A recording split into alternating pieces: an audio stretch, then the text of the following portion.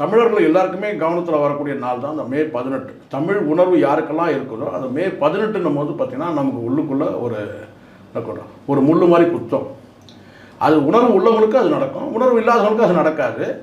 ஆனால் உணர்வு நீங்கள் இல்லாமல் கூட நீங்கள் போங்க, பிரச்சனை இல்லை. ஆனால் உணர்வு உள்ளவங்களை வந்து பார்த்தீங்கன்னா அது பாதிக்கிற அளவுக்கு நீங்கள் பண்ணக்கூடாதுல்ல. இந்த வகையில் நான் வந்து உண்மையிலே பாராட்டுறேன். நாம் தமிழர் தம்பிகளும் சரி, தமிழ் தேசியத்தை நேசிக்கூடும் சரியான கடமையை செஞ்சுருக்கிறாங்க அப்படி தான் சொன்னேன். நான் ஏற்கனவே 2 வீடியோவில் கூட நான் பேசியிருக்கேன். இது தவறான ஒரு முடிவு. இது விஷால் கன்சிடர் பண்ணி அந்த டேட்டை வந்து மாற்றணும், தேவையற்ற சர்ச்சையை உருவாக்கக்கூடாது அப்படி தான் சொல்கிறேன். அதனால் நாம் தமிழர் வந்து இந்த இடத்துல இருக்கிறதுனா அரசியல் கடமையை சரியாக செஞ்சுருக்காங்க. மற்ற அரசியல் கட்சிகள் கடமையை செய்யாமல் இருக்கிறது தான் ரொம்ப ஆச்சரியமாக இருக்குது, அதிர்ச்சியாக இருக்குது. ஏன் நாம் தமிழர் மட்டுமே இதை கேட்குறாங்க? அவங்களுக்கு மட்டும் தான் இனப்பற்று இருக்குமா, மற்றவங்களுக்கு தான் இனப்பற்று இல்லையா? அப்போ வாக்களிக்கிறதுக்கு மட்டும் வந்து பார்த்தீங்கன்னா அப்போ பேசும்போது தமிழ் தேசியத்தை பற்றி பேசுகிறாங்க. இதே விசிகா வந்து பலமுறை தமிழ் தேசியத்தை பற்றி அவங்க பேசியிருக்காங்க. அப்போ உங்களுக்கு எங்கே போச்சு இனப்பற்று?